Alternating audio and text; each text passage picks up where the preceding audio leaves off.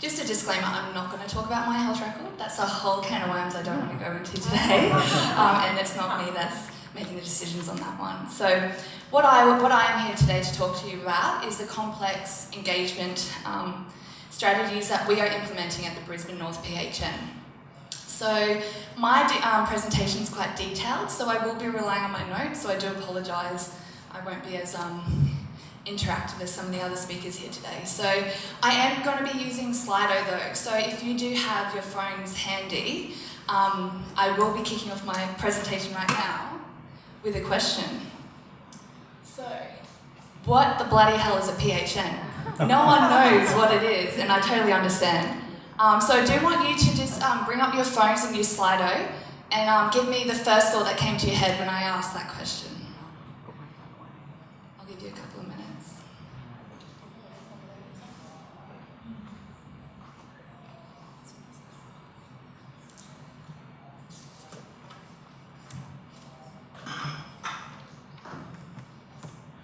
Okay, so I asked that question because I get that very often when I'm out in community. So I'm going to show you a video which actually encapsulates it much better than I can.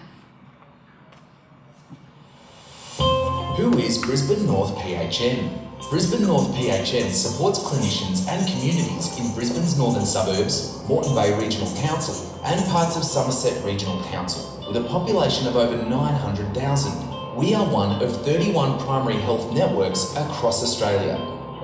Our key objectives are to increase the efficiency and effectiveness of medical services for patients, particularly those at risk of poor health outcomes, and to improve coordination of care to ensure patients receive the right care in the right place at the right time. We achieve these outcomes by understanding the healthcare needs of our community through analysis and planning to identify and address service gaps. Our commissioning process analyses these gaps and co-designs solutions with our local health professionals and community members. We then commission health services for local groups most in need, including older people and patients with complex chronic conditions or mental illness. We support health professionals with local referral pathways that make it easier for people to access care. Our care coordination programs assist GPs to support patients with chronic conditions, helping them to stay healthy and active at home. Our mental health, alcohol and other drug programs provide local services for people in need. We work with GPs, allied health professionals and other community-based providers to provide better care to patients, keeping them healthy and out of hospital. Brisbane North PHN, a community where good health is available for everyone. I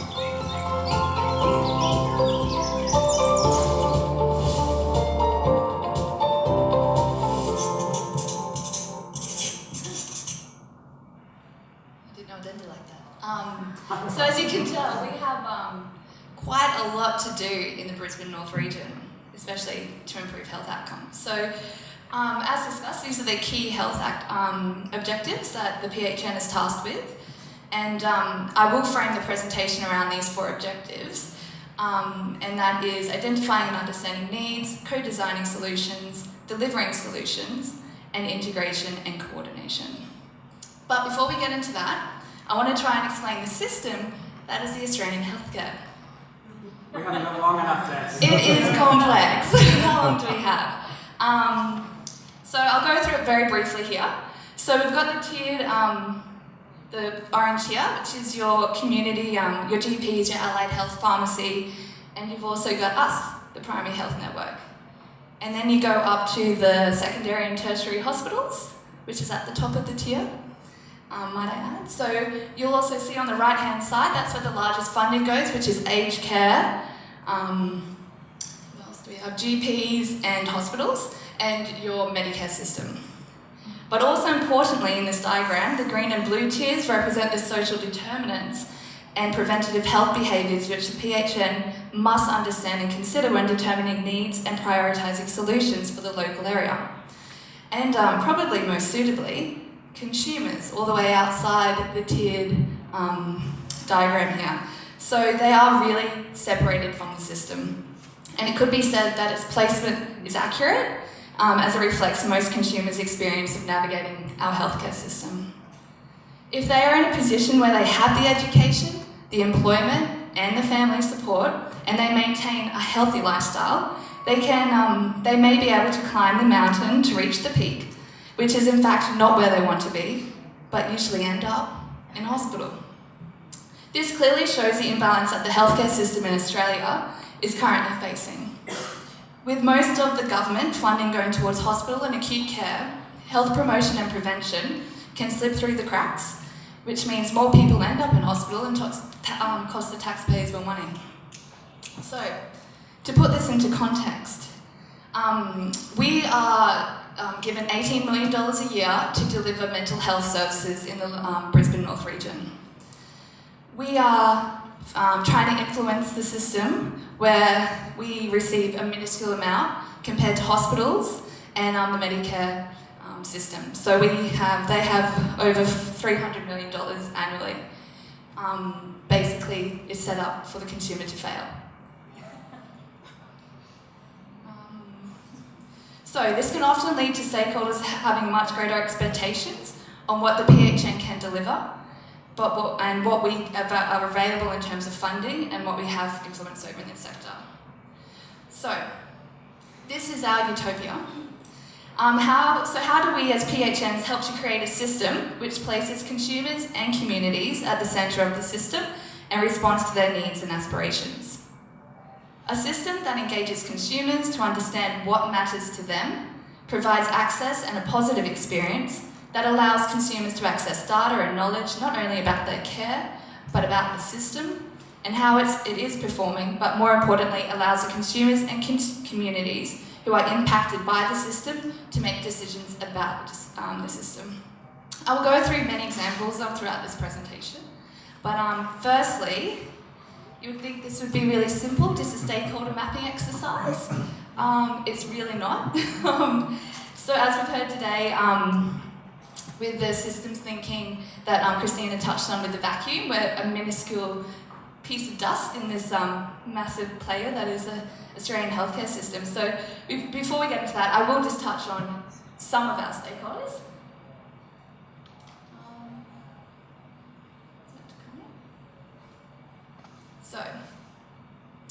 So just thinking back to our first question I asked about what is a PHN, when we're out in community, we're tasked with the role of being the representation for community when community don't even know who we are. So we're finding that there's little to no knowledge that we exist, so that's proving to be a real challenge. But what seems to be a really big driver is money that we have. That 18 million for mental health services, for example, is bringing organisations to us, so that helps. So this includes aged care, mental health, including like Headspace. Everyone's heard of Headspace, so they would come to us needing funding in the local area, and just your one-on-one psychologist. So in terms of engaging with this group, the money is a powerful driver to enticing them to engage with the PHN. This driver continues to grow as the funding does, however, so does the challenges. So the bigger group is the people that we don't fund, organisations, given that our main goal is like a connector, so we have to keep partnerships going in that space too. So the people that we rely on to do our job, this includes consumers and communities as well as the hospital system. When thinking about what PHNs need in order to plan for local health needs and integrate and coordinate health services, these people who have the knowledge and power to our communities and hospitals. But when for the majority of these groups that have never heard of PHNs or don't really know what we do, engaging with them in meaningful ways can often be difficult. This is made more difficult by the complexities of these groups, the need to engage broadly with different groups in meaningful ways, in which are often very, very short time frames, means that potentially in the past PHNs have relied on the usual suspects, and makes the role of advocacy and peak bodies very important in advocating for the communities they represent. So finally, people who rely on us to do our job, including of course our funding bodies, which is DOE, Department of Health, and again consumers and communities. We are of course contractually required to deliver our programs according to our funding schedules, therefore the need to engage with those funding bodies to ensure we maintain alignment with those guidelines, who has clear expectations about what needs to be achieved. But then we also need to ensure that we meet the needs of the community and respond to local needs. So we're in a really difficult spot. So what does that all mean? Well, thinking about the complexity of the system, our objectives and goals, and the stakeholders we need to engage with, what are some of the challenges that you think the PHN are facing in engaging effectively? So if you can bring out Slido again, Slido. I would like you to just think about some challenges that we have off the top of your head, so I can get some free information about what I can do after this presentation. I'll give you a couple of minutes just if everyone could give me all hands up, like Julie said, if that helps too. Can you think of any challenges that I might have? Being away from the system, in the healthcare system? Yeah. Duplication or confusion with messaging. Yeah. Health literacy is massive. That's one of our biggest ones. Yeah. Assumptions made that people are either literate or using social media as well. Yep, totally. My health record is a perfect example of that. Anybody else can think of a challenge? Competing priorities. Oh my god, yes. So the funding model is flawed. That's for sure. So for Brisbane North, there are a couple of other factors which influence our engagement approaches. So some of you might know that PHNs were established in 2015, but before that we were Medicare locals. And we are set up to match the hospital and health service in that area.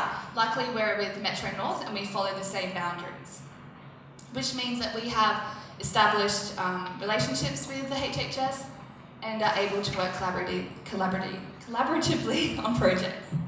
Also when PHNs were established, I said about the name change, so we'd had a lot of goodwill in the community already, which was really lucky. Not many other PHNs had that success.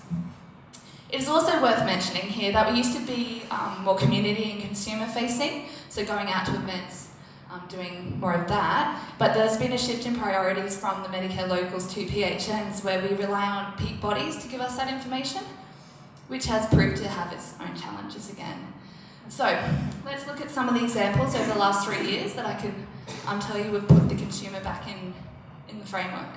So, engaging for a purpose. So given the role of PHNs, it's often the case that we are engaging not just for the decision making, but to build capacity of our stakeholders and ourselves, or to strengthen relationships to enable collaborative or collective action. After 3 years of working on our engagement, we have now drafted a strategy which reflects the multi-purpose aims of our engagement around engaging, collaboration and partnerships. So I have stolen this from Capires, I can never say that right either. I think it's Italian. Thank you to Amanda, I've just taken this. So, which provides a good framework. This is another piece that's going to be in our strategy. This is our utopia. So it helps to recognise the multifaceted approach to our engagement and allows us to move from just decision making to find value in engaging with stakeholders where decisions are non-negotiable or already made. So we've also got the IAP2 spectrum here. So in terms of our role as a PHN to identify and understand the needs of the communities we work with, the PHN has until this year implemented an annual needs assessment process which includes both quantitative and qualitative data collection, analysis and engagement. For this work, the PHN has adopted the very traditional involve area here, but we're looking to change that. So, we pulled together a wide range of data and information to prepare a population health report, which details health status, behaviours and service usage for our region. We then engaged directly with consumer groups, peak bodies and stakeholder workshops to help us tell the stories behind the data, to understand the challenges, barriers and enablers which lead to the data. For example, the data shows us very clearly that for one particular community in our PHN, service usage is lower and health outcomes are poorer. When we engage with the community, they are able to tell us about the lack of transport options, which makes getting to services harder. So Professor Liam Smith mentioned this this morning about alcohol and other drugs. I do go into that later in the presentation. That was the key group that told us about access to public transport, and also just a smile by the receptionist when they came into a GP practice was really powerful for them to coming back. So if we didn't have that storytelling behind the data, we wouldn't have known that. So that's where consumer reps have been really helpful. One of the significant challenges on this process in the past has been timeframes. So, as I mentioned before, we used to have to do a health needs assessment annually, and as you know, changing behaviours in a year is quite hard. So we would then try to engage with them in November through to February, and as engagement professionals, you know what that's like to engage over that period. So we were given that period to deliver in July. So we had a lot of issues with the 1 year process, but it's luckily been pushed out to 3 years, which is really helpful for us. So that definitely was a challenge. So we have moved from a direct service provider to more of a commissioning service, as we like to say. So we're the middle. So the federal government gives us money, and then we spread that money out locally to services that we see meet a need. So to take the Headspace example, we then fund Headspace to provide mental health services in Brisbane North. So that is all part of this commissioning framework. But I'm only going to be talking about co-design, where we co-design solution. Now this will be a term some of you might be familiar with in engagement. Co-design is a thing, and PHNs have adopted this approach within our commissioning cycle. And PHNs have, referring to more than, it's just more than procurement, sorry. When you think of commissioning, you probably just think contract arrangements, procurement, that kind of stuff, but we're really trying to bring that person-centred approach to our framework. So this is great, and I think it's one of the most important steps that PHNs have made in embedding and ensuring transparent and authentic engagement with our stakeholders. The idea that stakeholders, including consumers and communities who are impacted by the health services being delivered, should be engaged in the design and formation of those services is a key shift to what's currently happening out there. But of course, as we all know from an engagement perspective, whilst the concept is a good one, the implementation can be quite difficult. So, I'll give you an example of a good story. So, we were given the task of co-designing the child and mental health services for our region. So PHNs were provided funding to address gaps in services for children experiencing severe mental health issues. The PHN had not traditionally engaged or funded these types of services, so had to establish relationships with service providers and communities to understand the needs and co-design solutions. So this happened around 2016, 2017. To do this, we approached state government departments who helped us to identify relevant communities and service providers, and we invited them along to a planning workshop, which they were all keen to attend as they knew we had the money. After a very successful first workshop, we allowed the group to determine how they would like to continue to work together to co-design the service, providing only the required service guidelines, which we contractually required from DOE to make sure that the service providers do. So that was our only non-negotiable, and they decided from a working group to meet regularly to design the required services. So they basically took that tender and created a service model rather than just meeting the tender requirements. So when co-designing these services, the working group and PHN had to consider developing programs that meaningfully address priorities and guidelines from DOE, with only a small pool of funds and tasked with influencing the whole of the system, incorporates both local strategic and national priorities, and improves outcomes for consumers and targeted communities. After several meetings, the working group provided a recommendation to the PHN about the service model, and the PHN agreed to implement as designed. The PHN then went through a procurement process which is open to all relevant service providers and sought advice from the working group, noting conflict of interest from anyone who may tender, on the decision-making process. The final decision, however, sat with the PHN still.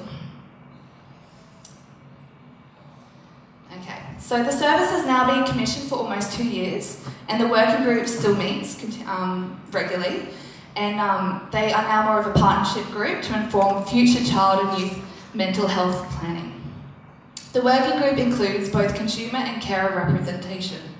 which we specifically sought after the working group initially identified we needed young people on the table.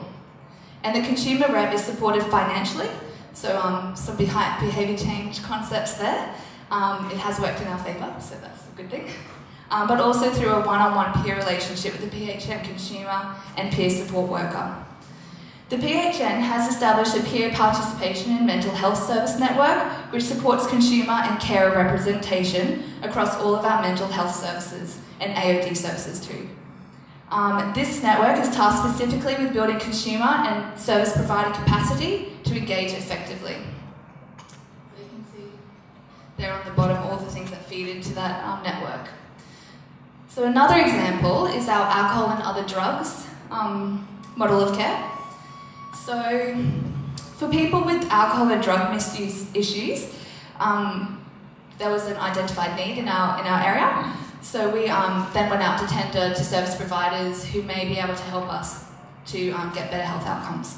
So the PHN engaged with service providers during the co-design stage, but found it difficult to engage with consumers and communities, given the stigma associated with this group.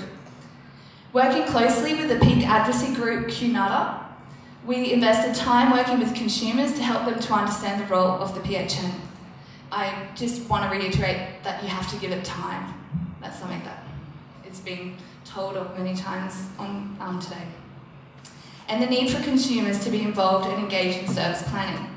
As a result of this work and through the relationship built over time, we were able to support a consumer to join the provider working group and also to sit on the provider selection panel, and provide their recommendation for service delivery. Unlike the child and youth mental health example I just explained, the PHN recognised the importance to the working group of them having ownership of the decision-making process and the value and transparency this would provide. So, agreed that the working group could select a subgroup to act as a tender selection group who would make the final decision on contracting for service delivery.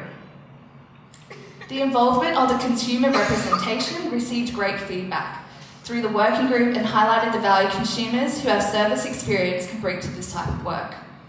This value included focusing on the soft skills of providers, such as their referral processes, the reception staff, which I mentioned before, and intake processes, which can all be significant barriers to some consumers to even going to as simple as a GP. But there is those barriers that exist for them.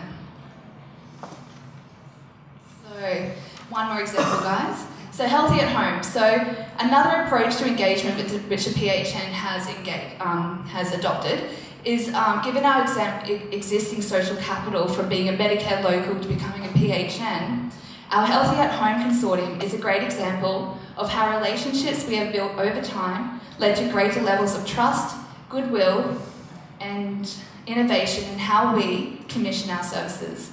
A recognition that collaboration can work into a competitive market like aged care and provide better outcomes for consumers. So Healthy at Home, if you aren't aware, is a consortium of 19 organisations committed to providing high-quality community aged care services to older people in Brisbane North. So the PHN leads this consortium and it receives funding from the federal government under the Commonwealth Home Support Program. The Healthy at Home consortium provides community-based aged care services to people aged over 65 or over 50 if you're Aboriginal or Torres Strait Islander, to enhance their independence and avoid or delay entry into residential aged care. By working collaboratively on projects, we have found that in the long run, it ends up being better for the consumer. And they receive more integration of care through services in both the hospital and community primary care setting. So I'll just show another video here on the Healthy at Home example. The consortium began in 2013 when the local hospital and health service relinquished its HAC contract back to the Commonwealth.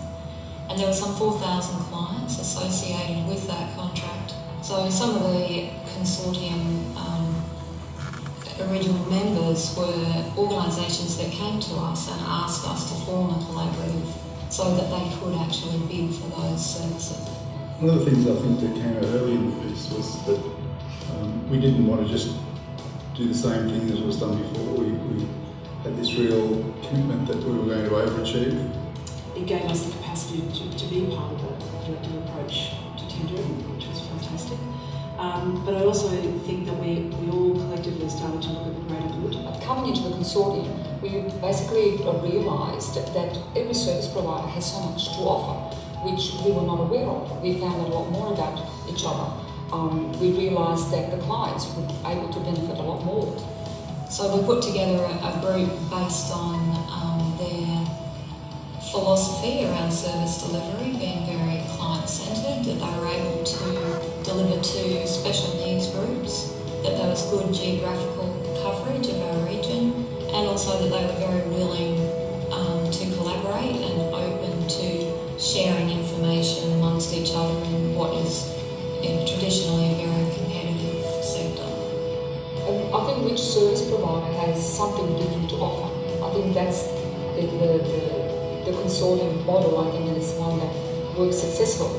What we found absolutely useful for us as a service provider is to have partners that provide services over a diverse range. So we've got core providers, we've got Indigenous providers, we've got providers that focus on mental health. There's clients, there's services that deal with high needs clients than we might deal with. We also include representatives of care and consumer groups, peak bodies, advocacy organisations, and that it adds a dimension to our ability to plan services based on what we know are consumer needs. As well, we've been working together on issues that we all share, like transition out of hospital back to home, or out of rehabilitation back into home. I think by bringing people to the table and having an environment where people can actually discuss things, and if you've got an issue, be able to draw that issue out and then come to a solution was really helpful. The PHN took on board the organising of the forums in the Brisbane North region. With these changes, I think it allowed us to meet with all the other service providers, the ones even outside of the consortium. This model also drives efficiency. We very much looked at the region and looked at a place-based type approach where we were being efficient with the delivery of our services in particular areas within the region. Within its first year, the consortium exceeded all of the government output targets, and the efficiency gains that were achieved were able to be invested into providing additional services. From the early stages as well, there was that commitment to, through PHN to the quality of the services. And so there was a real focus on the clients, and it was borne out by the Queensland University of Technology interviews and report that came out of the process. The Queensland University of Technology conducted a 2-year evaluation project of the consortium. The QUT evaluation report found that we achieved close to 30% efficiency gains under the consortium model. In the transition from the Hospital and Health Service to the consortium, the client satisfaction rate remained steady. The benefit to providers in being a part of the consortium was found to be around information sharing, networking, the being able to complement each other's services without fear of losing their clients to other services. The logistics, I don't think would have been possible prior to the group coming together. We shared capacity, we shared recruitment information. It certainly tested our staff and it tested our systems, our processes. I think we've all seen our organisations individually grow significantly coming out of this process. And I think that everyone's pretty proud of what's been achieved. It's not saying that there isn't still a very strong competitive approach in this industry, but I think we feel much more like partners than competitors.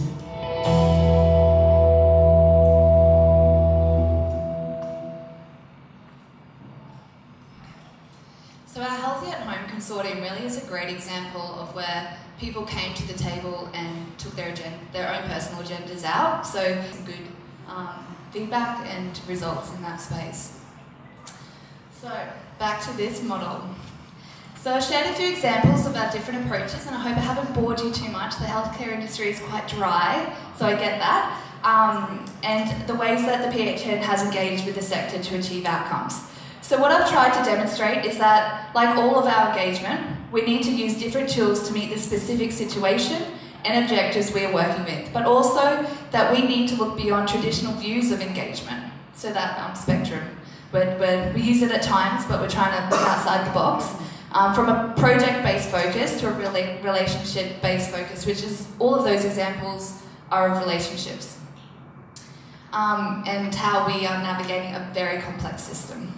So as a PHN, we're very keen to continue to grow our engagement practice through strengthening the role consumers play in direct and healthcare service planning and ensure that they remain the centre of our system, So I've got one last question. If you were in my shoes at the PHN, what tools would you bring to our challenges? I've touched on a few. So you can use Slido, or you can just shout out at me, I don't mind. But I could use some help. If you have any suggestions, I'd love to hear them. If you're in my shoes, facing the healthcare system. Hey, Marion, yes? With that limited budget that you have, especially when you look at the giant of the hospital, primary hospital system at that top tier, have you considered participatory budgeting? I just want to prove with that tiny amount of money that you have? Well, we haven't, no. That's the answer to that. But I don't know if, because we don't have those established relationships with consumers anymore, I don't know how that would look, to be honest. It would probably be going through peak bodies and seeing how they would want budgeting to be shared. But we do kind of use the focus groups to make, with the panel selection group, having the consumer on that to kind of give it that fairness. But I will take that on board. Thanks, Marion. Any other challenges or suggestions? How do they deal with, I call it service level agreements across the consortium, and I guess how they flow through the communications that they use in the market?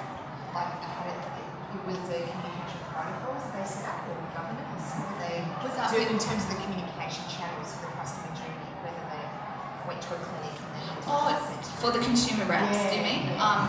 Yeah, it's kind of like if people have chronic health issues and they've had, they know the hospital and healthcare system, they might then be approached to be a consumer rep, but we don't have, we have a small pool of people that have put their hand up to do that. Was that kind of answering your question? It was kind of more of how they coordinated the communications of their core messaging, I guess. They obviously got their own business, they've got their own specialities or special groups that they deal with, but how they talked about what they were doing as a group, as a consortium, how did they, or they kept that as a, I guess it was, I'm not very clear on my question. I might have to think about what I'll... So the objectives of their own business and also achieving... It can clash because there's competing agendas. Yeah, of course. And the way they're talking, they need to sometimes do it together as a collaboration. Yes. And yet they also need to get paid. Yes. Yeah. So they need people to come. I guess it's just that information sharing, just trying to, in those meetings, making sure that there's not too much hand-holding, so things are just out on the table, and it's for the purpose of under healthy at homes rather than your own personal agendas. Yeah.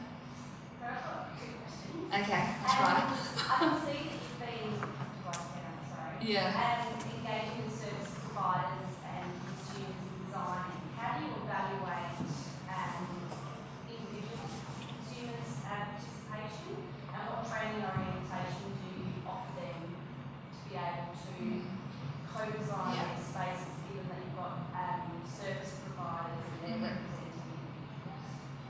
So I'll tackle the first part of that question around consumer training, was it?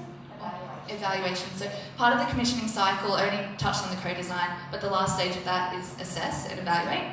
So we have an evaluation officer that would go through and make sure they work with the Metro Health Hospital and Health Service, so they get that data from them, and then we evaluate it to make sure that what we're doing on the ground is actually working, that there's a reduction in presentations in ED or whatever the health need is at that time. But are you saying more specifically for consumers? Okay.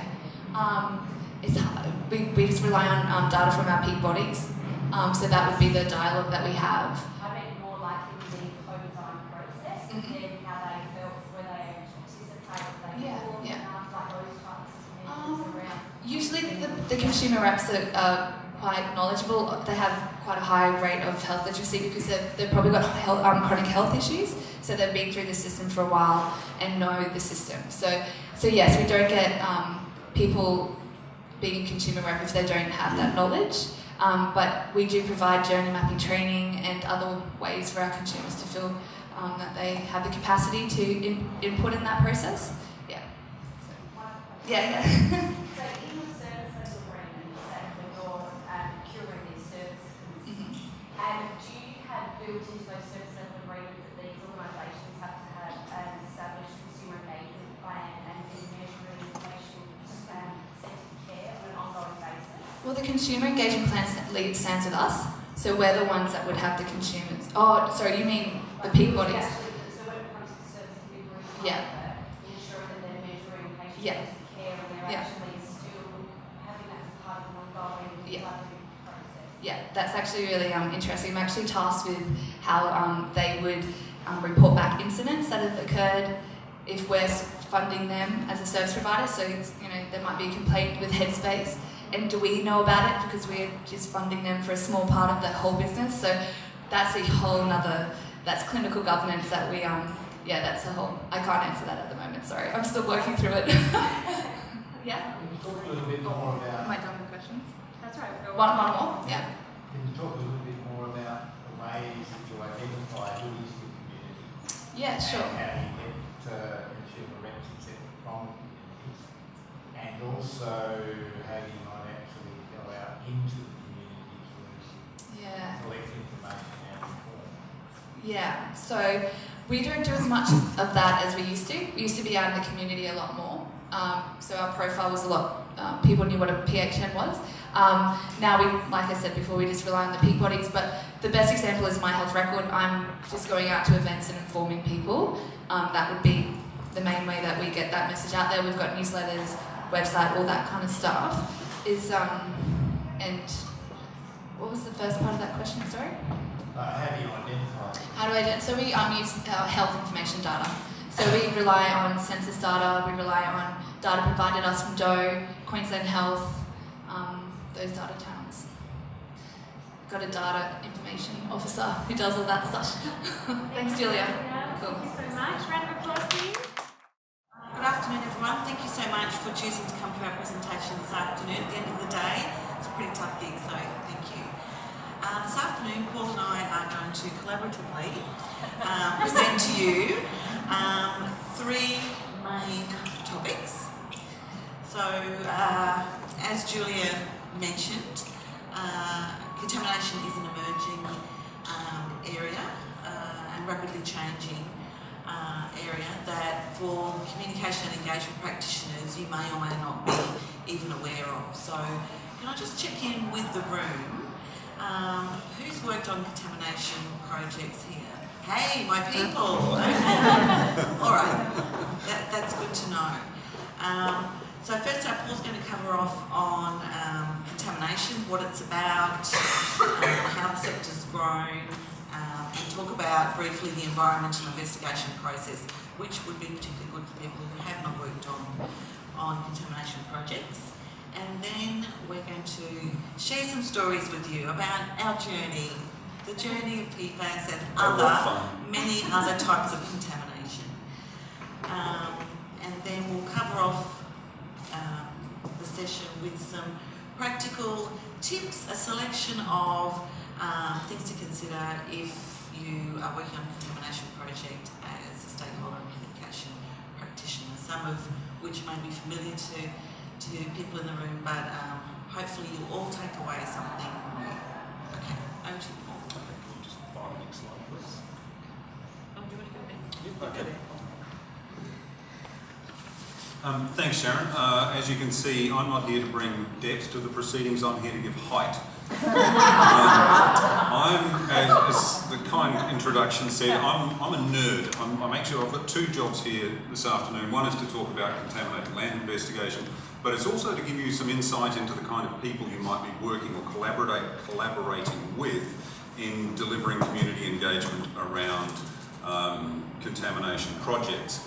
I'm relatively unusual. I can wear a suit, I can talk, I'm reasonably presentable, and I have high standards of personal hygiene. Behind me in the business, I have phalanxes of uber nerds. I've got geologists and hydrogeologists and toxicologists and risk assessors and ecologists and all kinds of people, some of whom shouldn't be let out unsupervised in daylight. I can vouch for that. Yeah, exactly. So there's the first. That's the first sort of part of the message. I've been playing around with contaminated land now for 32 years, and the process of community engagement has evolved a great deal in that period. You know, certainly in the 1980s, we just got on with it, and you know, if the public found out, well, good for them. Then probably in the 90s, and particularly around the run-up to the Sydney 2000 Olympic Games, the landscape changed a bit, where we actually were required by our clients to go and tell people what was going on. So that was it. We did it, but we told people about it, sometimes after the event. And then more progressively, with time, with the emergence of different and difficult contaminants, we've had to learn to adapt and actually get out in front of people. And it's the hardest thing I do, and I'll do anything I can to avoid it. And I would only do it because she stands behind me and pushes me out in front of the public. So it's a really difficult gig for the kind of people that you might be working with from a technical perspective. So that's lesson number one. Secondly, we deal with people like human health risk assessors, it's just down in the detail. Oh my God, you know, there's nothing they like more than being curled up around a nice warm spreadsheet for a couple of weeks and then trying to communicate the results of that to a person who's sitting in front of you with a baby on their lap. What does this mean for, what does this mean for my child? Well, the hazard index is less than 1, so it's not worry too much. So we, as an industry, as scientific consultants, we're on this journey of trying to be able to communicate really difficult things, numbers that mean, like really weird numbers, something that's 0.07 of a microgram per litre. What does that mean? It means 2/5 of not very much at all. It's the same as 7 cents in $1 billion, and people are losing their minds over this stuff. So, but as a scientific discipline, as an industry, we've got a long way to go in learning how to translate and communicate what we do technically into something that is meaningful and can be understood by the public. And that's where you guys come in, because you actually like talking to people. Good for you, and thank goodness. Okay, so that's and forcing those spreadsheet jockeys into dealing face to face with the public. The best analogy I heard is it's a bit like teaching a mule to play the banjo. It ain't gonna sound good, and the mule doesn't like it. So anyway, right, some serious stuff. What is contamination? Basically, it's a chemical somewhere where you don't want it. Most of the stuff we deal with is a legacy of 100 years or more of industrial and agricultural activity where chemicals were made, processed, used, and generally thrown on the ground, or tipped down a gully, or put in a big pile somewhere else and built over. It was generally, for the most part, wasn't done maliciously or without care for the environment. No one was even aware of the environment. So we're dealing with legacies of stuff that go back a long time. The sort of things that we typically deal with, sites that you may have the pleasure of working with, things like service stations, oil terminals, refineries, depots like that. the holy grail for our industry generally is coal gas works. So like Newstead, I think, was one that was redeveloped in Brisbane. They are fantastic. They've got all the bad news in there. I personally have, because I do a lot of work with the Department of Defence, I get to work with unusual things like sites that have been littered with unexploded ordnance, often dating from the Second World War. And even a few years ago, we did a clean-up of a cache of mustard gas shells dating from the Second World War. That's why you want to talk about nerdy stuff. That is, and the comms team were in there. It was really, really neat stuff.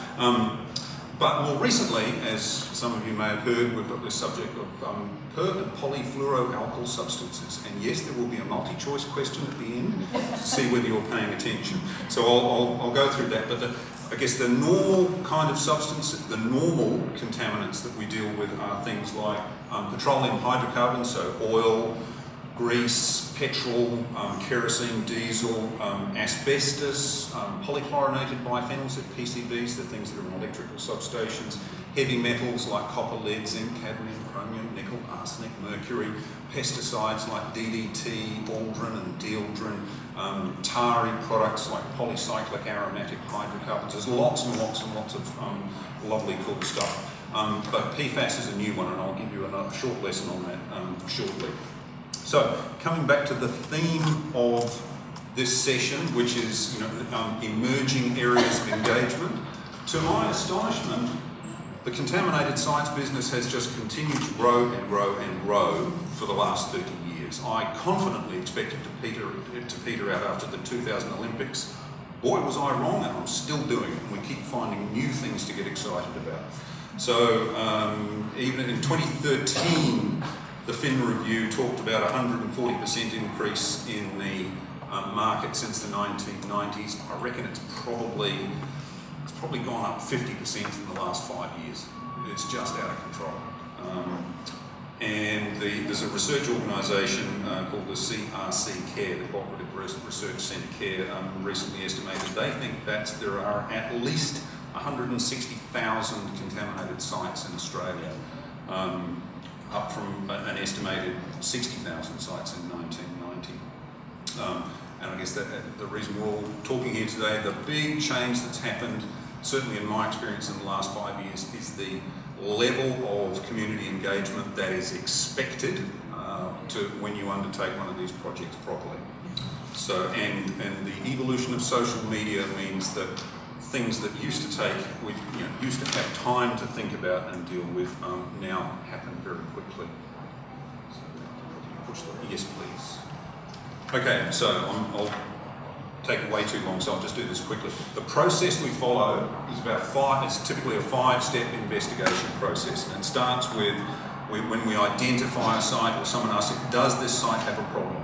And the framework that we follow in investigation is outlined in the National Environment Protection Measure, Contaminated Land, from about 2013. So that sets a national framework or outline of the processes that we follow to investigate a site. Now, different state and territory jurisdictions have different application of that, and there's local requirements and different forms of auditing and independent checking, but generally we follow the NEPM process, and we've got so many acronyms in our business. You need a glossary to pick up any of our reports. I was just talking to someone before about just how challenging our reports are to read. So anyway, first step, I'll let Sharon come back shortly, is we do a preliminary site investigation, which is really a bit of detective work where we look into the history of the site, talk to people who might be familiar with it, look at old land records and aerial photography to try and work out what happened on this site over time, what chemicals were used, what processes took place, what waste products were generated, where did they put them?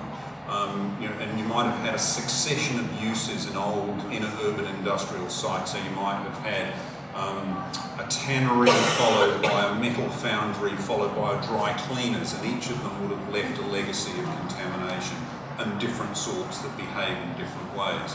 And once we've done that, and if our client gives us the go-ahead and they've got deep pockets, we go on and do what's called a detailed site investigation.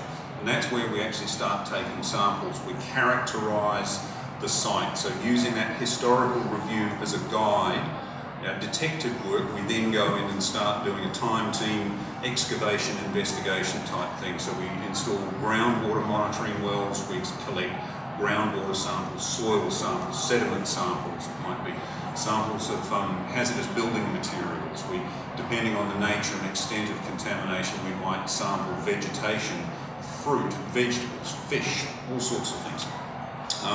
We then write an extremely dull report, which no one can understand. And subject to what we find, we may then go on and do risk assessments looking at what human populations might be exposed to this contamination, what ecological populations might be exposed. We do lots of complicated maths and produce impenetrable reports that are deeply meaningful but very difficult to understand and explain. So then, if there is a problem, it's confirmed and it's economical to do something about it, we then might go on and remediate the site, and that could involve something. The blunt instrument form is dig and dump. We get in there with earth-moving machinery, we dig up all the bad news and we take it to a tip. Or we might be able to treat some of it on site by using techniques like bioremediation or air sparging or in situ chemical oxidation, or we might thermally treat the contamination so that the soil can be reused. So there's a whole range of toys that we bring to bear on the clean-up process, and then in some cases we might be able to just cap the problem off, put a slab down, build on top of it. But then long term there may be a monitoring or management program in place where we might have to test soil vapour or groundwater or runoff from a site over time to see that we've managed risks adequately. So that's what I do in a day job. Now I'll hand back to Sharon. Our team works in a really integrated way with the client and our tech team. And I've mapped up on the slide for you how the activities that we need to do fit in with the technical process. So people have talked a lot about purpose of community engagement today. I think the core purpose of engagement on contamination projects is first and foremost to help the technical team undertake the environmental investigation, to get the data that they need to assess the risk and to help the client make some decisions around next steps.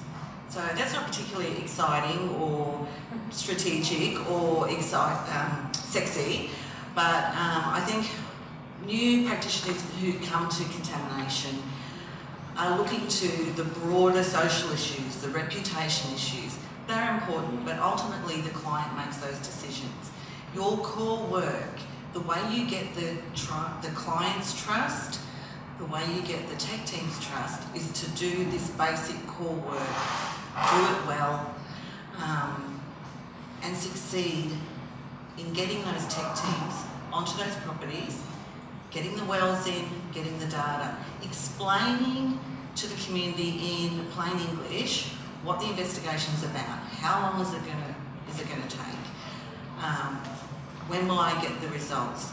It's those really core, basic pieces of information, explained simply, that will stop unwarranted issues escalation.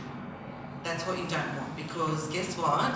The tech team then has to respond to a bunch of ministerials, and it takes them away from the real work of the day, which is to investigate the site, find out what's actually happening. Because in between times, the community will be making up their own stories about what's happening. So we've got to get in there, get the data, and get the reports out. So,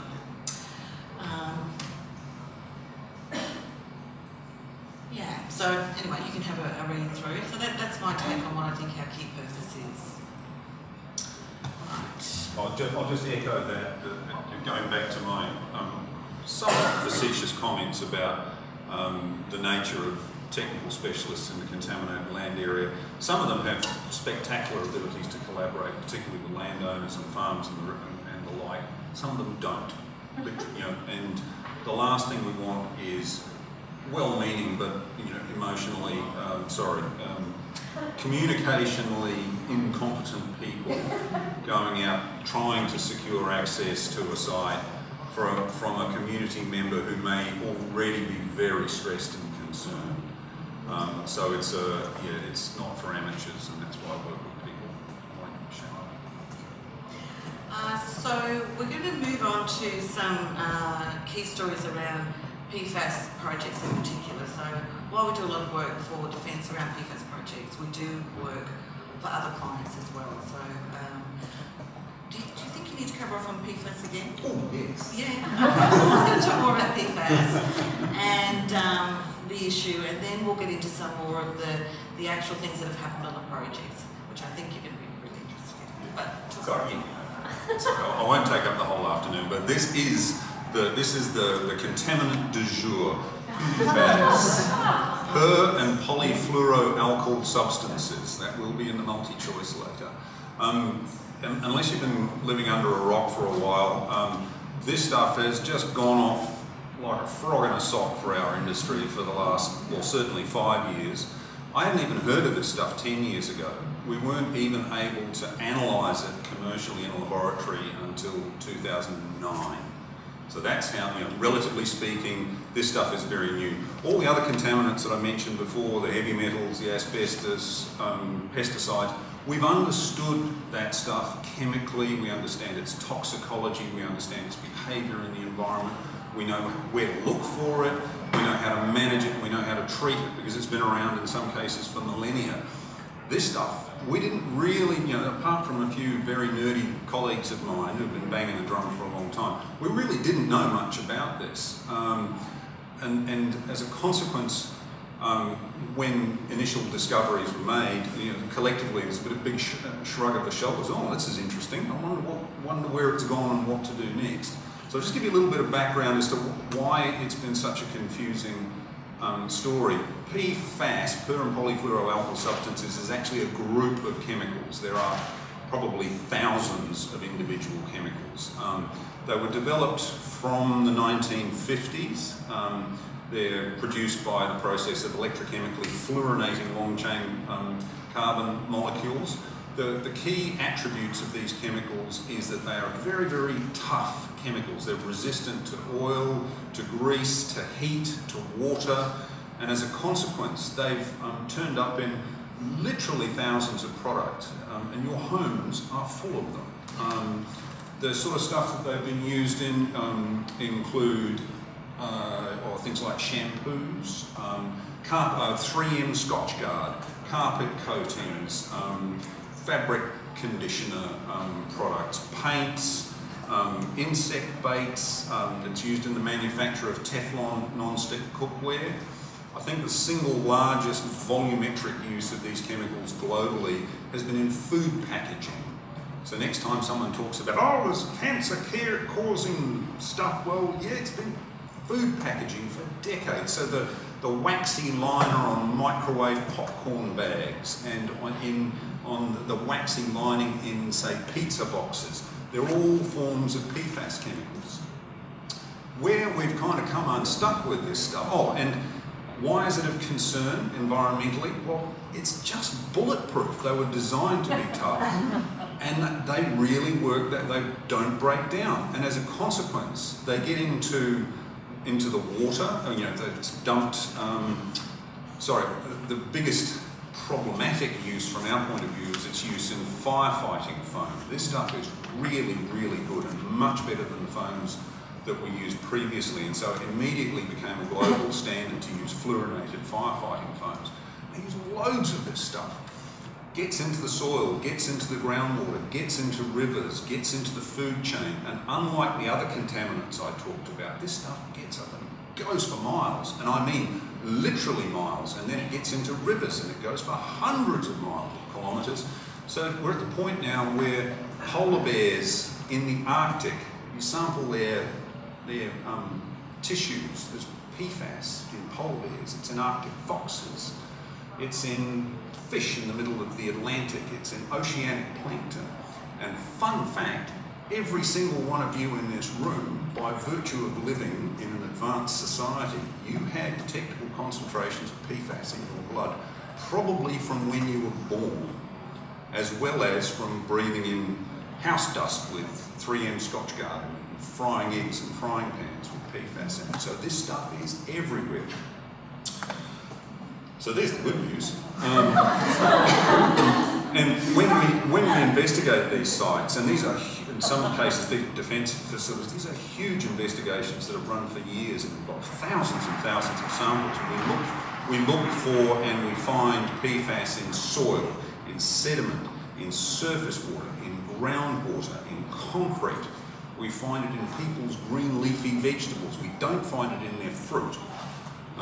Get it in their pumpkins, I think they're in pumpkins. It's in fish. When we bag bunnies on bases, they're full of PFAS. We found it in sea eagles, it's in invertebrates and drains, it's in fish. It's everywhere.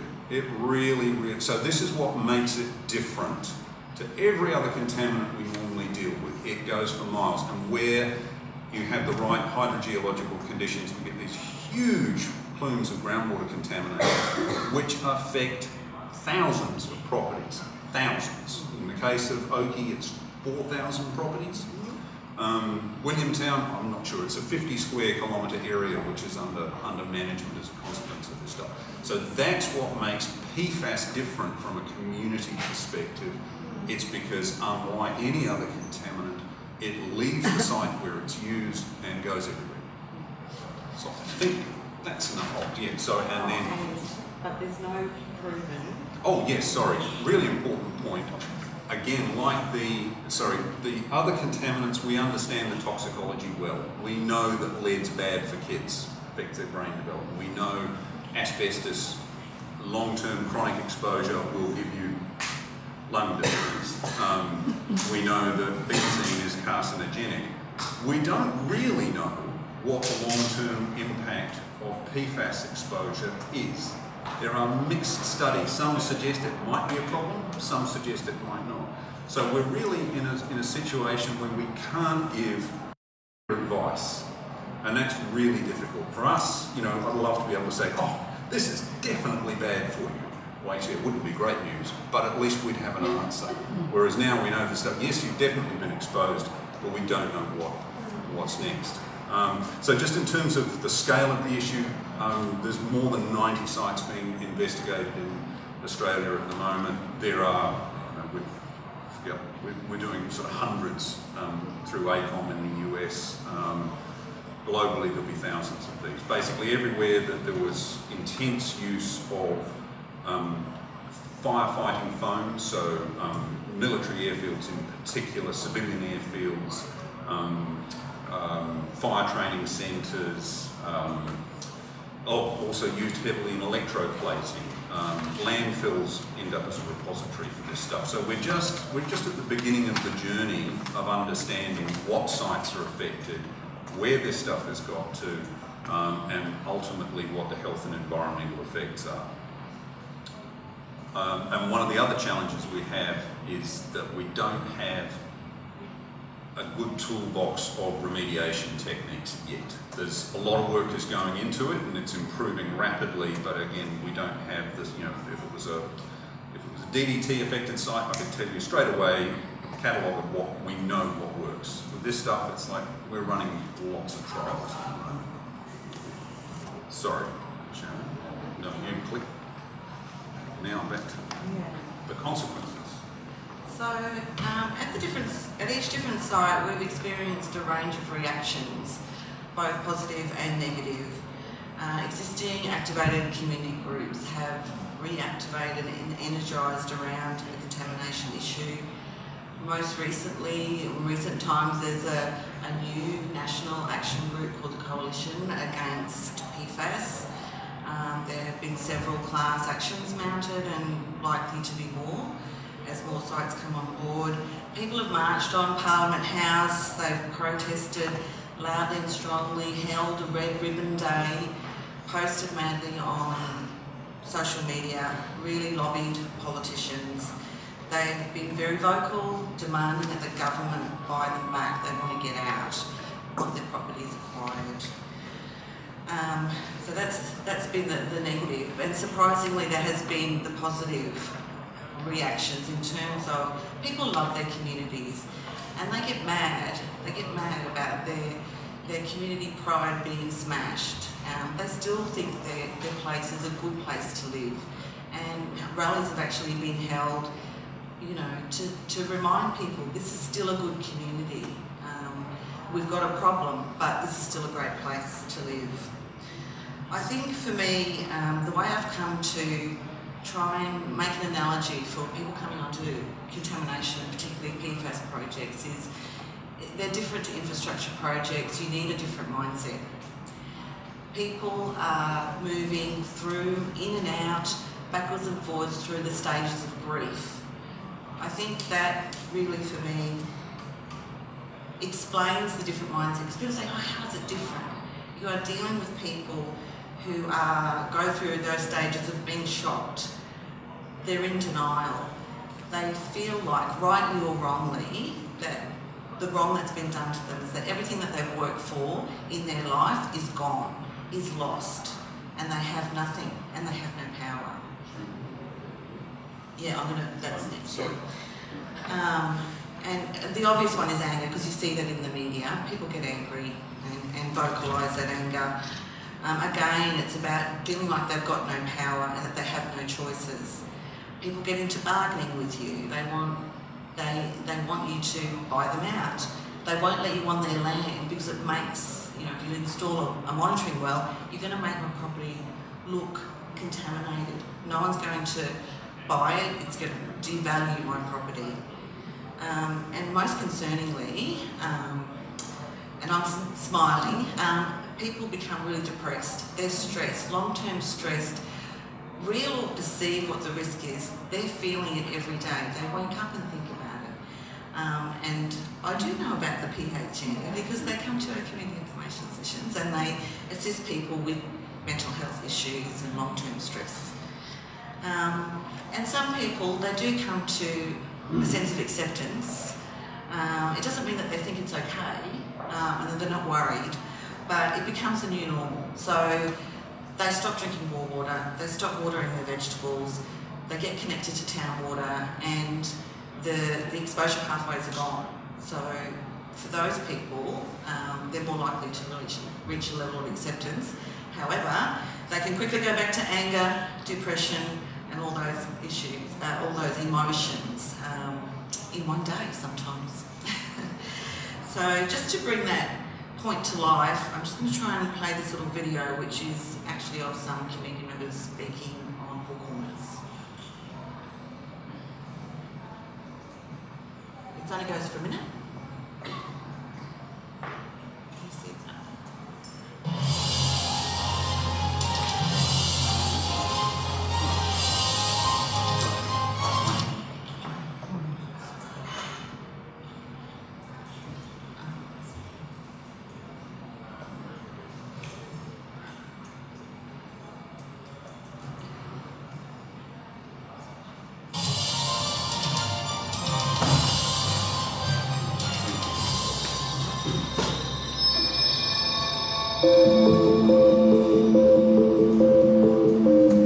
You've been giving your children water that's contaminated with chemicals. No one can really tell you much about them, but you know it's over the safe limit, and so you're just trying to get your head around what does that mean?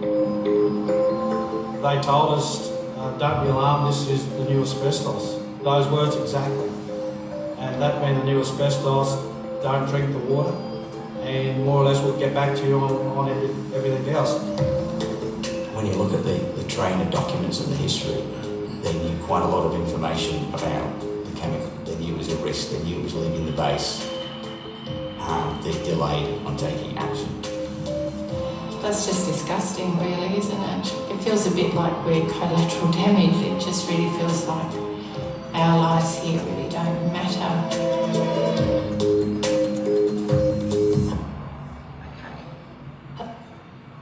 Sorry, sir. So, yeah, it just brings to life, you know, I can talk about people's feelings, but they're real people that we actually know. So, I said we're going to talk about our journey, so let me move on to that. And talk a little bit about community engagement expectations. and how things have changed. I've only got 5 minutes, okay, I'll talk fast. So when Paul and I first started, we worked on the very first site, which was IAP for Defence, and it was the very first, and we had a blank page, literally a blank page. We had a songbook that was empty. And I think it was very challenging, particularly because the tech team hadn't really worked with community engagement practitioners. The client hadn't really worked with communication or engagement practitioners. So it really was a first off for everyone in terms of working together and actually communicating with the community. So these days things have changed, and there certainly is a lot more information and support going forward if you're working on these projects. When we started, whole of government communication and collaboration did not exist. The Department of Health would not come to our community information sessions. They refused, and our client is not a health authority. They can't speak about those issues. And it was really tricky because we didn't have the support, and we really struggled to communicate in a timely manner and with appropriate messaging. But that has changed. On new projects, there are PCGs, project control groups, that are set up. And so right at the very beginning of a project, you have the client, you have the tech team, you have all the government agencies. They're invited to meet regularly, talk about the project, get across the community. Those agencies will know lots more about the community than our client. So that kind of thing really has assisted us in communicating in a consistent and collaborative way. So I'm just conscious of time. I have a few other examples around how things are better. I think the key thing for you to be aware of is this new document, which is called the PFAS National Environmental Management Plan, which actually speaks to communication and engagement on this issue specifically. So it's a document that was released in 2018, this year. I guess Sharon said when we started this process, we didn't know what we were going to find, and the early community sessions were particularly trying for me because people were asking, well, what's next? We don't know. We don't know what it means. We don't know how far it's gone. Can we use the? We say, don't drink your water. Can I use it to grow my veggies? I don't know. Can I feed it to my dog? I don't know. So we've come a long way from that time. I think also that most of the state authorities, after we briefed them at Oaking and subsequently at Williamtown, I have no doubt the majority of representatives went home and punched PFAS into Google because they didn't. They had no policies, they had no technical guidance, they had really, literally, almost no knowledge at all about the issue. So this National Environment Management Plan is a collaborative, across government collaboration. Basically, it's all of the national EPAs and some other peak bodies have got together with a fundamental sort of, this is the state of the knowledge, this is the state of the science, and these are our recommendations about how you go about investigating and also dealing with the community. This is a first. I've never seen anything like this before. And it's definitely in line with good community engagement practice, so there'll be no surprises in there for you if you are, currently, up on contemporary thinking in this area. But it is actually a great resource. So, just in the interest of time, I'm going to rush through. So, for those of you in the room who are new, I've talked about some of these things, but the key challenges that I think we face have been the complexity of information. It's highly technical and unfamiliar.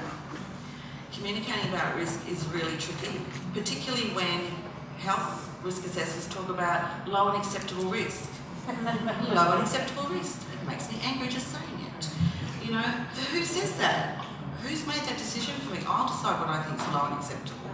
But that's the technical terminology that is industry standard. So I think one of the good things that we've done in our project is we've really upskilled and prepped and coached our risk assessors to be able to use the terminology that they need to use because they're nerds, but also to be able to communicate in more plain English to people. And use that in your document when you're talking to people. It has to be site specific and real to that individual. But yeah, I don't know about you, that makes me angry. Communicating about uncertainty, Paul's touched on, and the length of the investigations can go for 2, 3, sometimes longer. And over the course of the investigation, there's not a lot of new news. So, we need to communicate regularly about what. We're still doing it. And there's you can't release the results, incrementally. The results mean nothing. They need to be looked at as a whole. Communication can divide communities, which we've touched on before as well. And the key difference is that people feel really afraid. They feel powerless. And they're grieving. And while our job's not to be grief counsellors, you need to acknowledge that's what's happening and adapt your communication to be more on the compassionate side, but without raising expectations about how their concerns can be addressed or will be addressed. It's tricky when things take such a long time. And I'm just going to wrap up with key selected top tips that we use with our teams before sessions to coach them. And it's in no particular order, it's just a selection. So the top thing I say to people on the phone or at the session, don't say to someone that you understand how they feel. You don't. You do not. You do not know that feeling of real or perceived that you have lost everything you have worked your whole life for. That you will have nothing in your retirement and nowhere to go. I don't understand that. Nobody could. What you can do is focus on the short term. What can you do to assist this person right here and now, today? You can get them to fill out a water use survey. You can go and sample their property, even if the data is not required for the environmental investigation. Do it.